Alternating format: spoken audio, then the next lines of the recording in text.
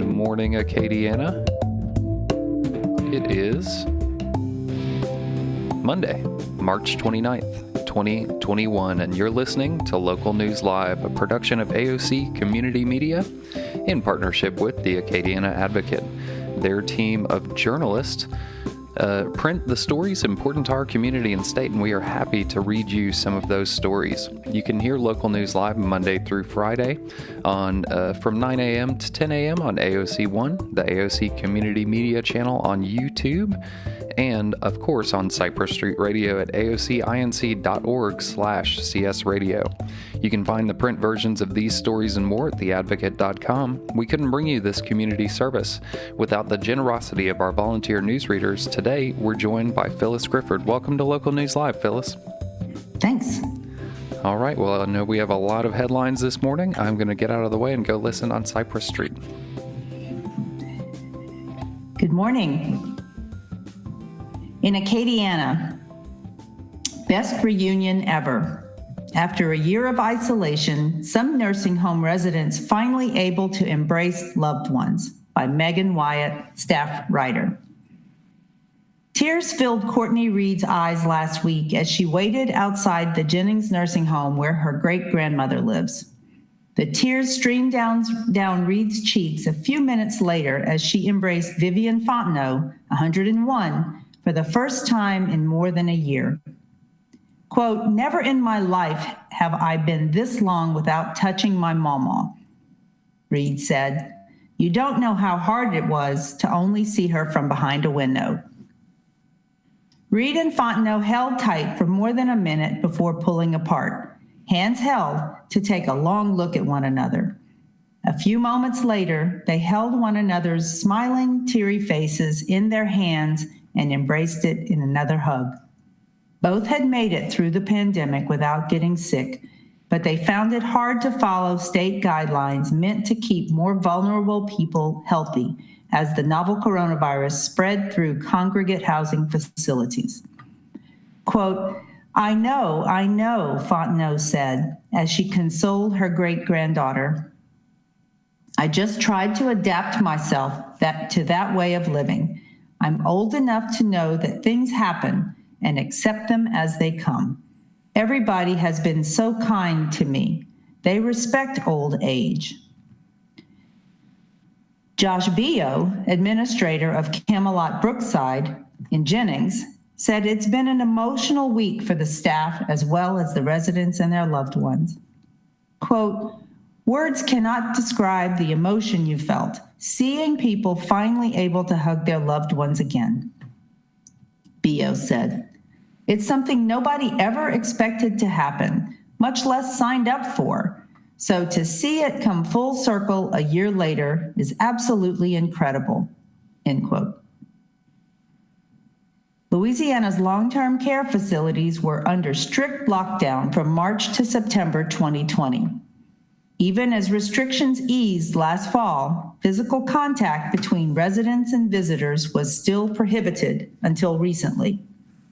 The Louisiana Department of Health announced earlier this month that it would follow federal recommendations to further relax restrictions at nursing homes as the rate of new COVID-19 cases steadily declined and vaccination rates among residents, staff, and the community at large continued to climb.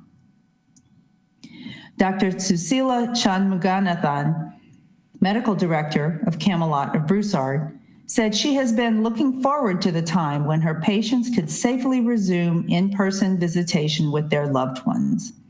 Quote, "That connection and touch with their loved ones is very important for their mental health and their well-being," Shanmuganathan said. "When taking care of patients in a long-term care facility, you're not just dealing with medical conditions, you're dealing with mental health as well. With visitation opening up, you kind of lift up that mental health component of your patient's general well-being, and it just amplifies their overall quality of life." COVID-19 cases surged early in the pandemic in Louisiana's long-term care facilities, with more than 1,000 residents dying from the virus by the end of May, according to state health department reports. There have been more than 15,000 COVID-19 cases among residents in Louisiana nursing homes, resulting in more than 2,700 deaths, according to this week's Health Department data. Doris Gilbo was one of those residents who tested positive for COVID-19. Gilbo, 90, had no symptoms of the virus and isolated from others at Camelot of Broussard after testing positive last summer. Because she moved into the nursing home after lockdown began, Gilbo has not known life in a long-term care facility outside of the pandemic era. Handmade cards from students and strangers made all the difference at a time when her daughter and other loved ones could not visit in person. Quote, "Please send an old lady some cards because I really enjoyed my cards," Gilbo said in a March 24th video shared on Facebook. "I sure didn't think I had many friends, but I see now that I have plenty of friends." Rena Gilbo Corville finally embraced her mother again last week after months apart. Her mother described that moment as the luckiest day of her life. Gilbo had lived in a home on Corville's property at the start of the pandemic. It was only after suffering from an injury last spring that Gilbo required additional care in a specialized facility. When Gilbo finally embraced her daughter again last week, she called it the luckiest day of her life. Corville listened to her mother's stories as they organized her room. Quote, "To be able to hug my mom one more time, oh my God," Corville said. "It was just the best reunion ever. She and I laughed. She told me stories about the past. I can't wait to go back again."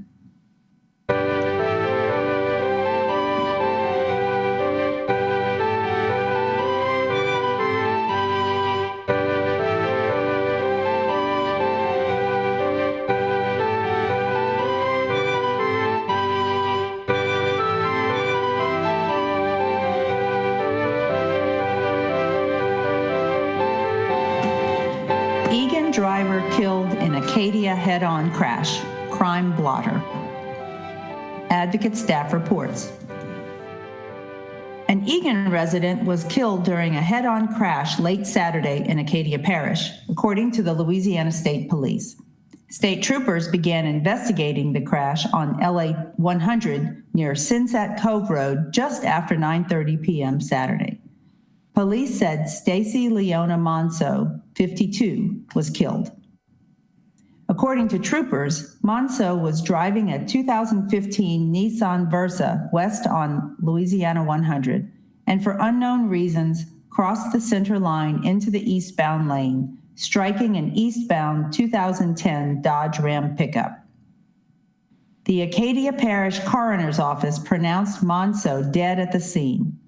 The Dodge truck driver suffered injuries that were not considered life-threatening. A toxicology sample was taken from Monso for analysis. The Dodge driver submitted a breath sample and no alcohol was present. The investigation is ongoing. According to Troop I, there have been 14 fatal crashes resulting in 16 deaths in 2021. One in critical condition after fire. One person sustained major injuries in a mobile home fire Saturday morning in Franklin. According to the Franklin Fire Department, crews responded to the fire in the 1000 block of Barrow Street. The fire was deemed under control by Fire Chief Chuck Bourgeois at 11:40 a.m. One patient was transported to a hospital with major burn injuries, officials said. Roads were blocked off while the fire department battled the blaze. The investigation has been turned over to the state fire marshal's office. A spokesperson for the office said no further information was available on the investigation, but the person injured is in critical condition.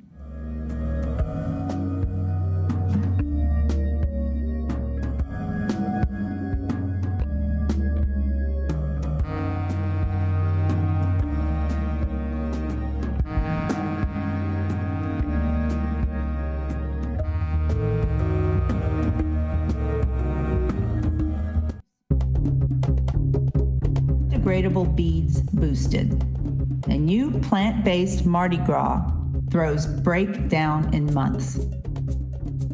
By Hallie Parker, staff writer. There's a newcomer in the movement to kick plastic to the curb during Mardi Gras season.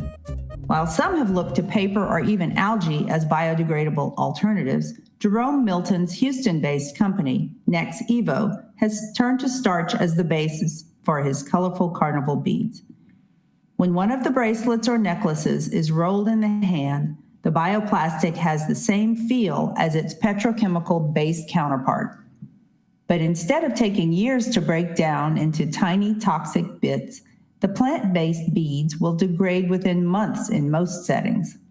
That means if the beads wash into the catch basins of New Orleans or find their way to a landfill, they will fully decompose on their own without releasing harmful chemicals in the process.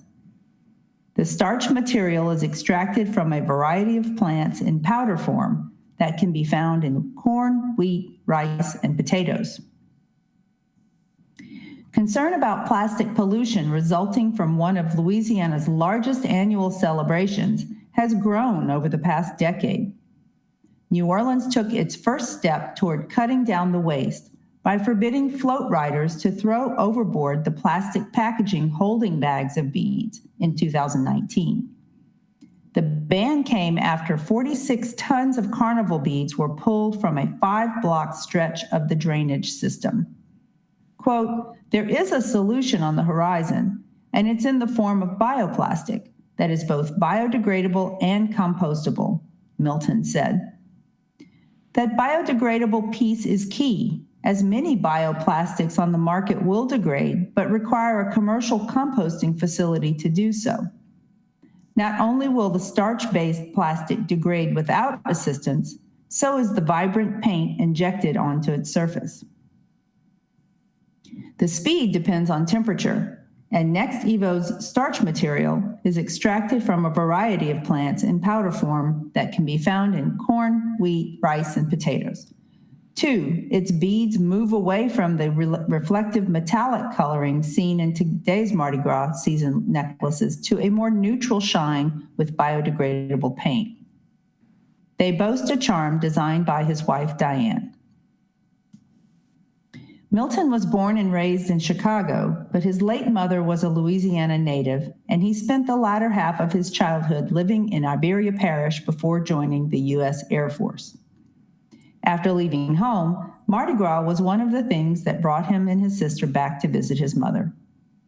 Working on this project over the past year has kept his mind busy while mourning his mother, creating a product to help the environment in her home state. Quote, "It does have some very deep, impactful meaning now. It gave me even more of a push to get this done," he said. There have been other efforts to craft new eco-friendly throw options, such as LSU biology professors Naohiro Kato's biodegradable algae beads. Kato welcomed Milton's addition to the field, pointing to the need for more competition to spur innovation and drive down prices for manufacturing. He has continued to work on his own beads, which could become more economically viable if the algae was grown for the medical industry and its leftover biomass was made into beads and doubloons. Right now, the algae beads are pricey at $5 per necklace. Plastic necklaces, when bought in bulk, can cost pennies. Both Kato and Milton agree on the need for a culture shift to embrace quality over quantity. The novelty of Kato's creation led some to ask if they'd be able to keep his beads forever, which he thought was a funny question. Quote, "If you want to keep it, then why am I making biodegradable beads?" he said. "We should start thinking about why we want to keep these biodegradable beads, but don't care about plastic beads." Come May, Milton's beads will be packaged in Louisiana and sold through an online market at a higher price, 93 cents to $2 per necklace, than the average plastic bead, but less than Kato's algae necklaces. Quote, "I can see the light at the end of the tunnel," Milton said. "There is a ray of hope for the Mardi Gras bead."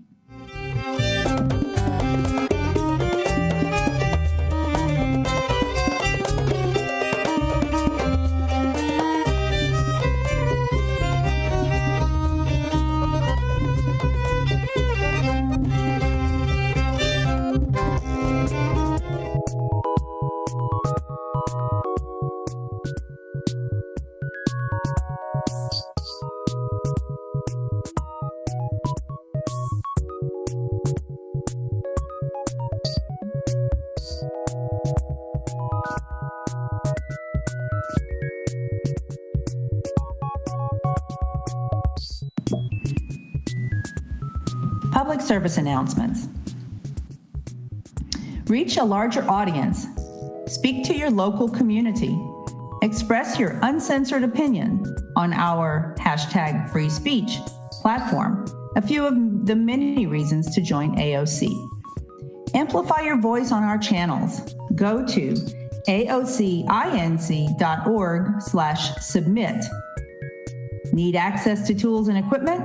Go to aocinc.org/join. You can also tag us when you share your programs on social media, and we'll help amplify your message by sharing on our platforms. At AOC Community Media on Facebook, at AOC in LFT on Twitter, and at AOC Community Media on Instagram. Find it all at aocinc.org.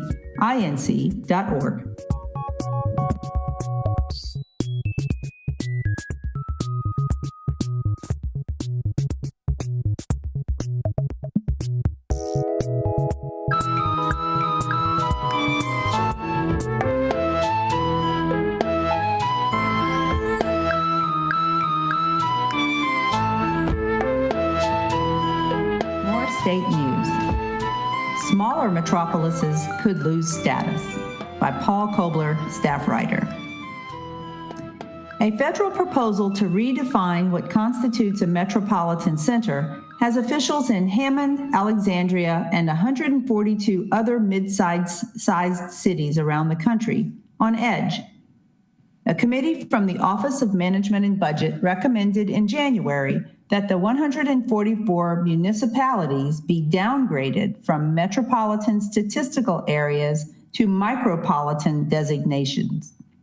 Under the proposal, only urban areas with a permanent population of 100,000 or more would keep their metropolitan status. The proposal doubles the 50,000 person threshold that's been in place for 70 years. And local officials fear it could have far-reaching impacts on federal funding rather than the purely statistical change that the committee says it's intended for. 24 federally funded programs, ranging from hospital funding to loans for broadband improvements in rural areas near a metro area, are tied to cities having a metro designation, according to an analysis on the proposal from the Nonpartisan Government Accountability Office. Quote, "It's not a good thing for us, and nobody has been able to show us and convince us that it would be," Alexandria Mayor Jeff Hall said. Hammond Mayor Pete Panapinto said his city is taking a wait-and-see approach to the proposal, voicing concern about some federal funding for Southern Tangipahoa Parish, but is saying the proposal is still in a preliminary stage and the full impacts are unknown. Quote, "This is kind of like asking a meteorologist to tell you if it's going to rain on a specific day 6 or 9 months from now," Panapinto wrote in an email. "It's all up to the federal government." While the proposal raises more questions than answers, Hammond still submitted its opposition to the funding change because of the possibility of lost funding from the Federal Transit Administration, Panapinto wrote. That, quote, "That's the only impact we know may be more immediate, and that depends on whether FTA aligns with the new MSA definitions, grandfathers existing MSAs, or uses a completely new population definition," Panapinto wrote. The same is true of all of the federal agencies and how they define geographical and population thresholds, unquote. Alexandria officials cite particular worry over the Community Development Block Grant Program, which the city uses to reduce blight, decrease lead hazards, and provide affordable housing. The grant program delivers a vast majority of its funding automatically to cities with a metro designation, forcing smaller cities without the designation to enter a competitive grant process administered by the states. There are currently 9 metropolitan statistical areas in Louisiana, including larger cities like Baton Rouge and New Orleans, according to the Office of Management and Budget. Hammond's urban area has 67,629 people, and Alexandria's urban area has 82,804 people, according to the U.S. Census Bureau. Both are well short of the proposed threshold for a metro designation. Because the federal proposal is still preliminary, Hammond officials said they hope their eligibility for programs tied to their metro designation could be grandfathered in if they lose their status. Hammond does not receive entitlement funding from the block grant program because officials chose to remain in the state's competitive grant program for smaller cities when they were designated a metro area after the 2010 census. While the decision was admittedly, quote, risky, Panepinto wrote, it allows Hammond to compete for pots of money that could be larger in the long run than the automatic funding. But for Alexandria, city officials and the Central Louisiana Regional Chamber of Commerce have communicated with both of Louisiana's U.S. senators, members of Congress from the region, and state legislators with the hope of halting the proposal. Quote, losing those federal dollars would be particularly harmful for Alexandria, especially during the COVID-19 economic recovery period, unquote, said Deborah Randolph, president of the regional chamber. Randolph pointed to the financial damage that could be done to two major hospital systems based in Alexandria that employ nearly 23,000 people. The hospitals could lose Medicare funding from the inpatient prospective payment system, for which funding is partly dependent on a region's metro designation. Quote, the change in this formula would result in a devastating cut to each of them, Randolph said. The Louisiana Hospital Association concurred with Randolph's analysis, submitting a letter to the Office of Management and Budget from President and CEO Paul Salas in opposition to its proposal that argues it could harm hospitals in both Hammond and Alexandria. Quote, hospitals in both regions are leading employers, and reduced Medicare reimbursement could mean loss of jobs and economic growth in these areas, causing the population to further decrease, Salas wrote.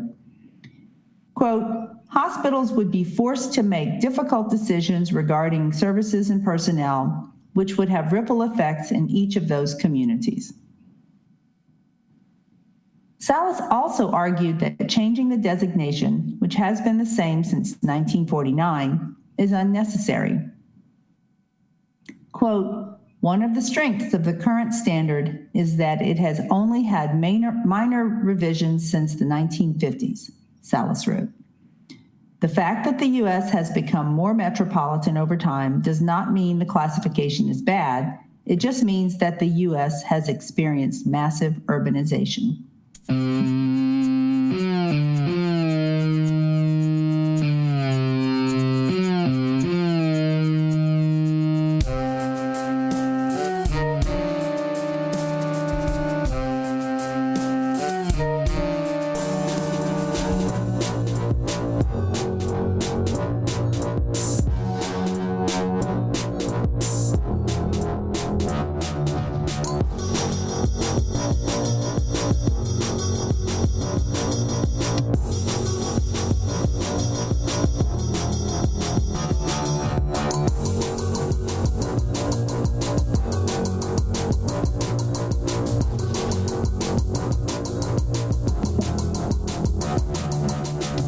Today in History by the Associated Press. Today is Monday, March 29th, the 88th day of 2021. There are 277 days left in the year. Today's highlight in history: on March 29, 1974, 8 Ohio National Guardsmen were indicted on federal charges stemming from the shooting deaths of 4 students at Kent State University. The charges were later dismissed. On this date, in 1638, Swedish colonists settled in present-day Delaware. In 1861, President Abraham Lincoln ordered plans for a relief expedition to sail to South Carolina's Fort Sumter, which was still in the hands of Union forces despite repeated demands by the Confederacy that it be turned over. In 1867, Britain's Parliament passed and Queen Victoria signed the British North America Act, creating the Dominion of Canada, which came into being the following July. In 1912, British explorer Robert Falcon Scott, with his doomed expedition stranded in an Antarctic blizzard after failing to be the first to reach the South Pole, wrote the last words of his journal, "For God's sake, look after our people." In 1936, German Chancellor Adolf Hitler claimed overwhelming victory in a plebiscite on his policies. In 1951, Julius and Ethel Rosenberg were convicted in New York of conspiracy to commit espionage for the Soviet Union. They were executed in June 1953. In 1971, Army Lieutenant William L. Calley Jr. was convicted of slaying 22 Vietnamese civilians in the 1968 My Lai massacre. Calley ended up serving 3 years under house arrest. In 1973, the last United States combat troops left South Vietnam, ending America's direct military involvement in the Vietnam War. In 2002, Israeli troops stormed Yasser Arafat's headquarters complex in the West Bank in a raid that was launched in response to the anti-Israeli attacks that had killed 30 people in 3 days. In 2010, 2 female suicide bombers blew themselves up in twin attacks on Moscow subway stations jam-packed with rush hour passengers, killing at least 40 people and wounding more than 100. In 2017, 2 former aides to New Jersey Governor Chris Christie were sentenced to prison for creating a colossal traffic jam at the George Washington Bridge for political revenge, a scandal that sank Christie's White House hopes. 10 years ago, gunmen held an Iraqi government center in Tikrit hostage in a grisly siege that ended with the deaths of at least 56 people, including 3 councilmen, plus the attackers who blew themselves up. 5 years ago, Oscar-winning actor Patty Duke, 69, died in Coeur d'Alene, Idaho. 1 year ago, President Donald Trump extended restrictive social distancing guidelines through April, bracing the nation for a coronavirus death toll that he acknowledged could exceed 100,000 people.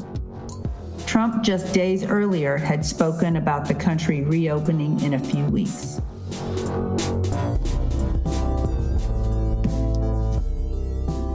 Today's birthdays.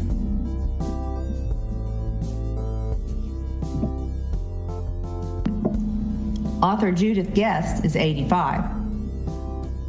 Former British Prime Minister Sir John Major is 78. Comedian Eric Idle is 78. Composer Vangelis is 78. Basketball Hall of Famer Walt Frazier is 76. Singer Bobby Kimball of Toto is 74. Actor Bud Cort is 73. Actor Brendan Gleeson is 66. Pro and College Football Hall of Famer Earl Campbell is 66. Actor Marina Sirtis is 66. Actor Christopher Lambert is 64. Rock singer Perry Farrell from Porno for Pyros and Jane's Addiction is 62. Comedian actor Amy Sedaris is 60.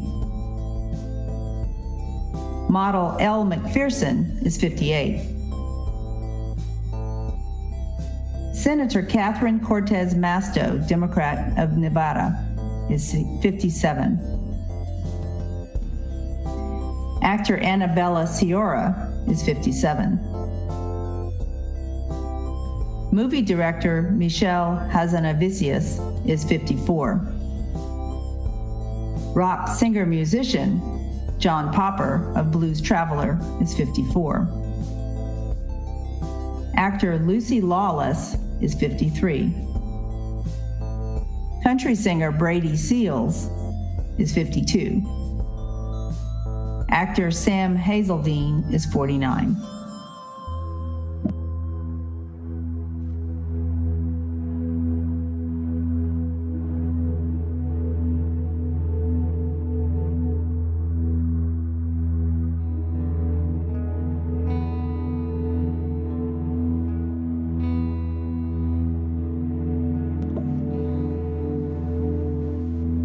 Today's zodiac. Aries, March 21st to April 19th. Pay attention to how you look and how you present yourself to others. Keeping fit and healthy will attract like-minded people who appreciate life. Collaboration looks promising. Taurus, April 20th to May 20th. Pay attention to detail and do the best job possible. Strive for the outcome you desire. Quickly size up situations and risks that could leave you in limbo. Gemini, May 21st to June 20th. Take the initiative, do your homework, and put your plan in motion. An opportunity will develop if you are proactive and ready to take on a challenge. Cancer, June 21st to July 22nd. Take better care of your emotional and physical well-being. Don't let down your guard in the face of opposition. Look for an alternative way to follow through with your plans. Leo, July 23rd to August 22nd. Refuse to allow uncertainty regarding a partnership to lead you in the wrong direction. Think for yourself and take action based on your conclusions. Personal growth and self-improvement are favored. Virgo, August 23rd to September 22nd. Live up to your promises and take care of business. Walk away from no-win situations and manipulative people. A positive attitude and personal change are favored. Libra, September 23rd to October 23rd.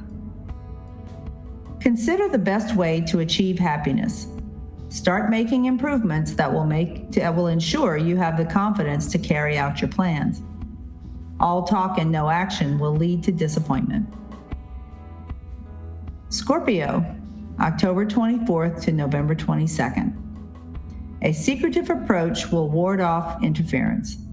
A change at home or to the way you live will get you one step closer to realizing your dreams. Stop wishing and start doing. Sagittarius, November 23rd to December 21st. Make changes at home that will add to your comfort and convenience. Starting a side business or making it easier to earn a living from home will help you distance yourself from certain harmful individuals. Capricorn, December 22nd to January 19th. Be willing to make the first move. Size up your situation, then take an innovative approach. Control your emotions to avoid facing a problem that limits your choices. Aquarius, January 20th to February 19th. Hold on to your cash. Search for the best deal, bide your time. If you act in haste, it will cost you. Sort through the pros and cons before making a decision. Pisces, February 20th to March 20th. Hold your head high.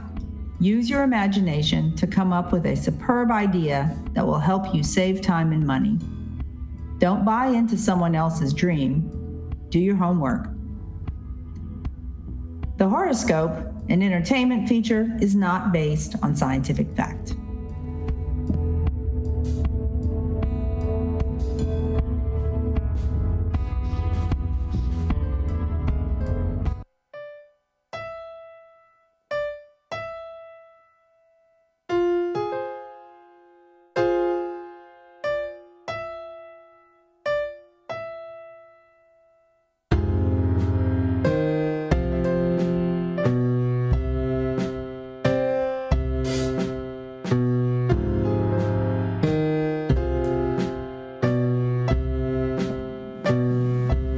State news continued.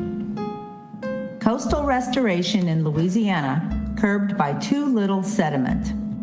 Upriver states struggle with buildup. By Tristan Barrick, staff writer. Tucked between South Dakota and Nebraska is a whole lot of what could be Louisiana. A growing mountain's worth of Missouri River silt and sand that would have flowed to the Mississippi River and down to Louisiana has instead been trapped behind a border dam 85 miles southwest of Sioux Falls. The pile pressed against Gavin's Point Dam won't be spreading across the Mississippi Delta, where it could help rebuild Louisiana's unraveling coastline. Quote, "How much is there now is a number that can't be comprehended," said river engineer Roland Hotchkiss, but the rate at which the sediment pile grows is an exhaustively studied and mind-boggling fact. About 5 million tons of sediment flows into the reservoir behind the dam each year. That's enough material to fill the Mercedes-Benz Superdome to the rafters. Pour that much sediment across the Louisiana coast, as the state did during the restoration of Schofield Island in 2013, and it would create more than a square mile of new land. And Gavin's Point is only the smallest in a chain of 6 dams built between the 1940s and 1960s to tame a river that drains a vast basin stretching into 10 states and 2 Canadian provinces. While the Gavin's Dam Reservoir is filling up fast and causing a range of problems, from flooding roads to raising the groundwater table, the upriver reservoirs have much larger capacities that could take on sediment well beyond the next century. The full load of trapped sediment on the Missouri is almost unfathomable. Meanwhile, Louisiana is starving for this stuff. Quote, "The Mississippi and the sediment it carries is the lifeblood of Louisiana's coastal wetlands," said Bryn Haas, executive director of the state Coastal Protection and Restoration Authority. Quote, "It's what built Southeast Louisiana over the last 7,000 years." Before dams, levees, river dredging, and other efforts to control the Missouri and Mississippi, more than 440 million tons of sediment found its way to the Louisiana coast each year, according to the U.S. Geological Survey. The latest assessments indicate that only half that much flows through the Mississippi now. Yet sediment, limited as it may be, remains at the core of the state's 50-year, $50 billion coastal master plan and its flagship project, the Mid-Barataria Sediment Diversion. The $2 billion diversion would funnel mud-laden Mississippi River water through a section of levee on the west bank of Lower Plaquemine Parish and send it spilling into Barataria Bay, potentially rebuilding 28 square miles of marsh. A different method of building land has seen Louisiana spend almost $1 billion digging sediment out of the Mississippi and the Gulf of Mexico, and piling it on the chain of barrier islands and headlands that protect the coast from hurricanes.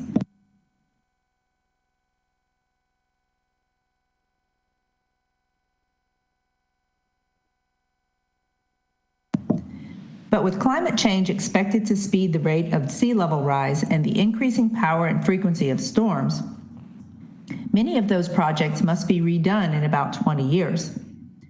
Settlement money from the 2010 BP oil disaster is footing much of the bill for the current round of restoration projects. Where the money will come from to dig up another 100 million tons of offshore sand is anybody's guess. Quote, sediment is the limiting factor in almost all of our restoration plans, Haas said. We simply don't have enough of it. Along the Missouri, they can't get rid of it.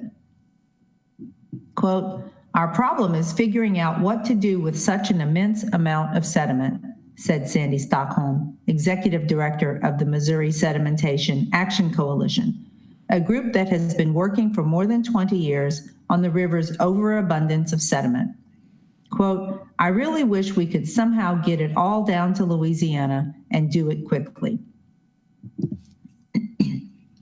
While the Mississippi Delta erodes, a new one expands inside Gavins Point Dam's reservoir called Lewis and Clark Lake at the confluence of the Missouri and the sediment-rich Niobrara River. About 8 square miles of accidental mudflat and marsh has been created where the Niobrara hits the lake's still water, allowing the sediment to drop out and pile up. From the air, the new grassy wetlands look a lot like coastal Louisiana. The problems with sedimentation began during the dam's construction in the 1950s. By the 1970s, the town of Niobrara had to be moved after the buildup of sediment caused groundwater to rise, filling basements and flooding farms. The town apparently didn't move far enough. In 2019, a, quote, bomb cyclone struck the upper Midwest and sent a torrent of water and ice down the sediment-clogged Niobrara, blowing out a 92-year-old dam, damaging homes and forcing the residents to evacuate. Quote, the government is offering buyouts, trying to stop groundwater from rising and spending millions of dollars to raise up roads, Stockholm said, but these are all Band-Aids. We haven't been proactive with solutions for the real problem, unquote. Lewis and Clark Lake has already lost more than a third of its water holding capacity to sediment. In less than 25 years, its capacity will likely be reduced to half. Flood risk will grow, drinking water intakes will clog, popular fishing areas will turn to land, and many of the dam's uses, including hydropower and flood control, will be greatly diminished, Stockholm said. Robert Schneiders, author of Unruly River, An Environmental History of the Missouri, made headlines 20 years ago when he advocated for a seemingly straightforward fix: tear the dams down. The system's regulated flows never made the Missouri a busy shipping channel and provided only a tiny fraction of the irrigation envisioned by the dam's builders. The dam's hydropower is a positive, he said, but it doesn't outweigh the negatives, including blocked fish passage and sedimentation, he said.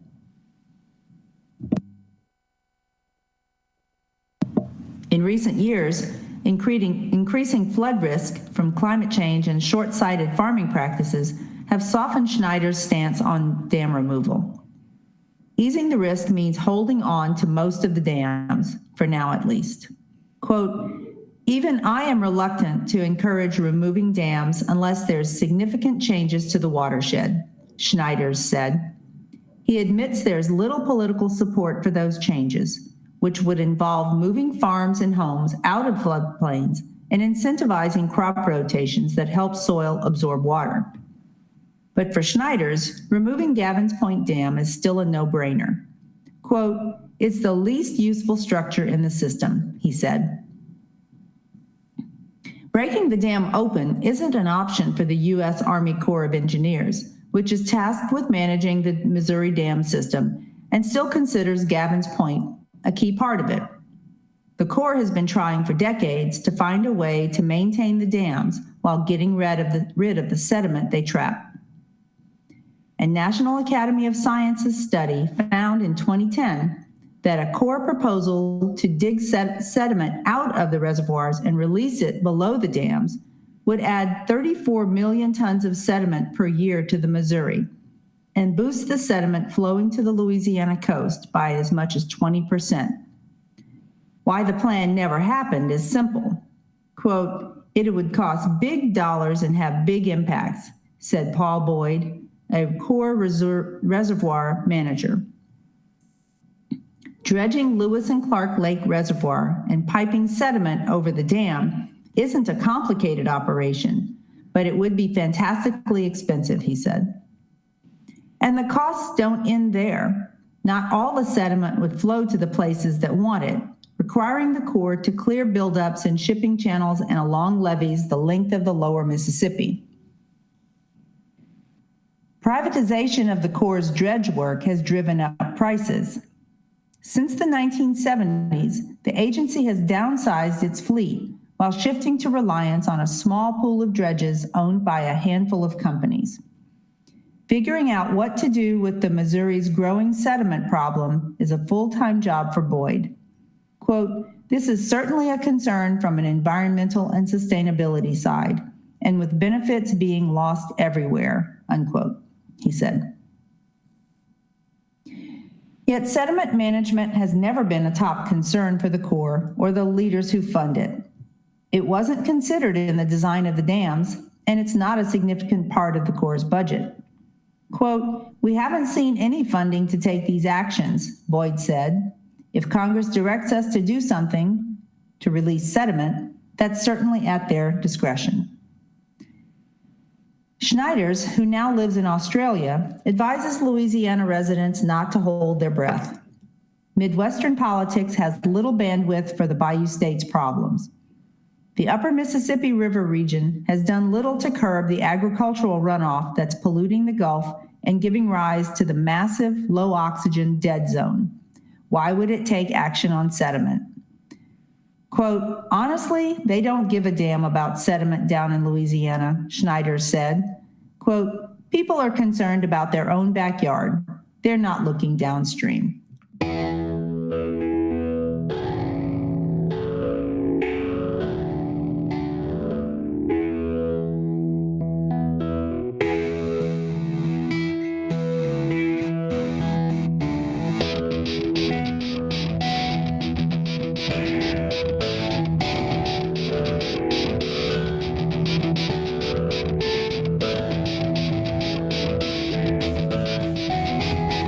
Sports.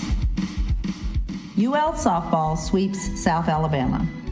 Cajuns proceed to take Game 1 of the makeup series against Georgia Southern by Kevin Foote, staff writer.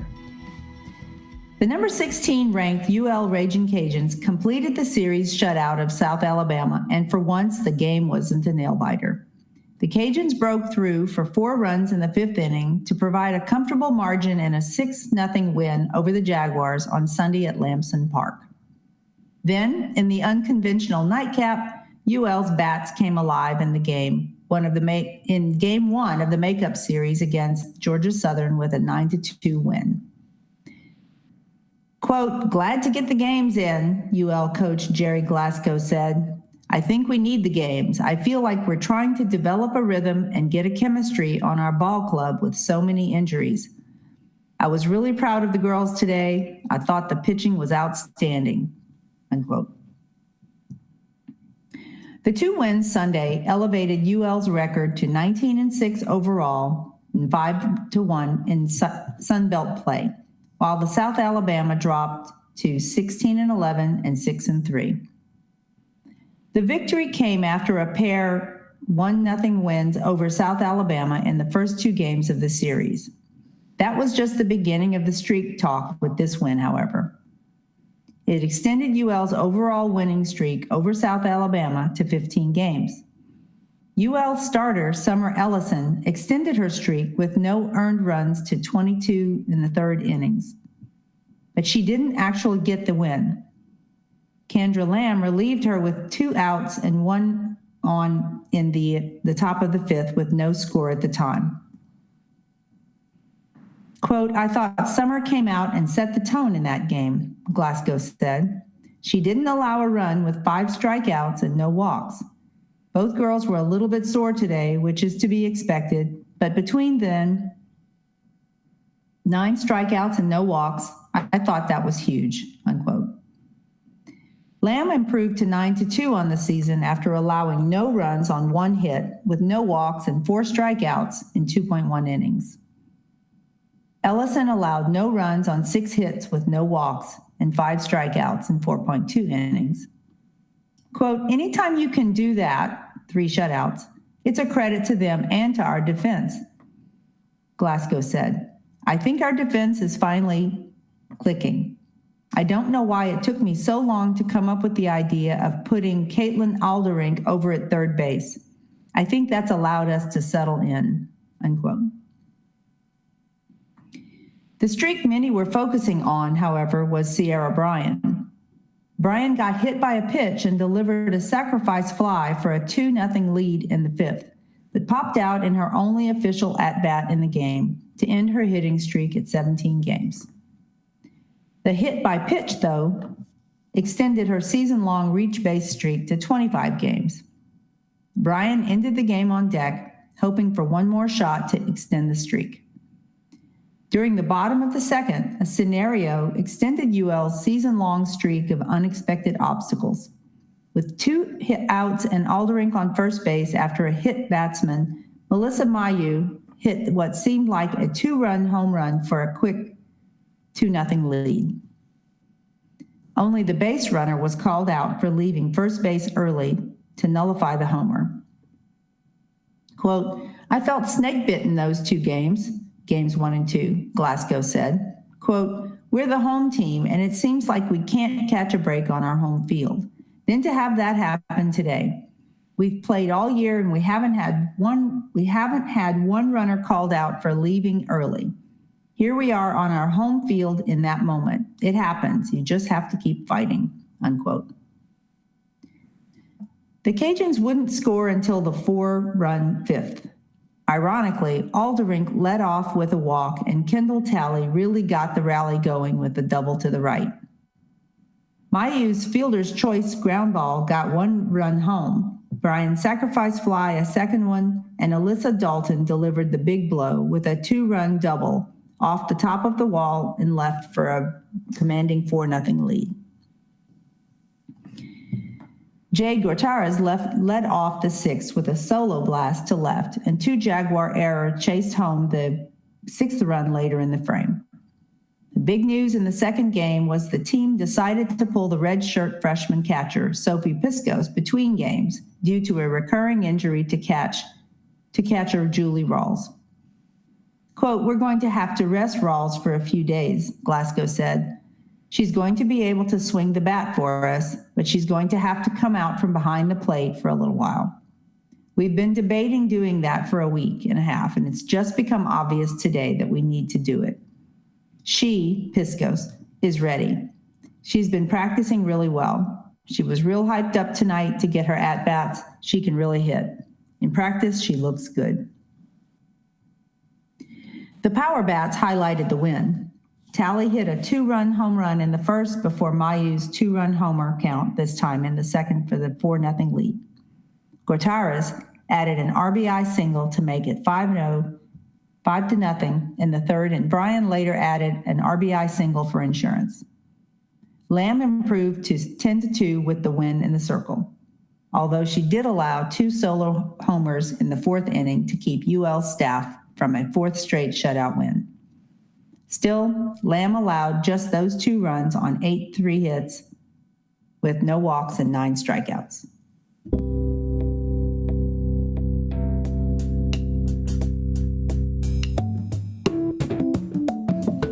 This has been Local News Live for March 29, 2021. I've been your reader, Phyllis Grifford. Join us at 9 a.m. Monday through Friday on AOC 1, Cypress Street Radio, or the AOC Community Media channel on YouTube. You can read these stories and more at theadvocate.com and find out how to volunteer and more at aocinc.org.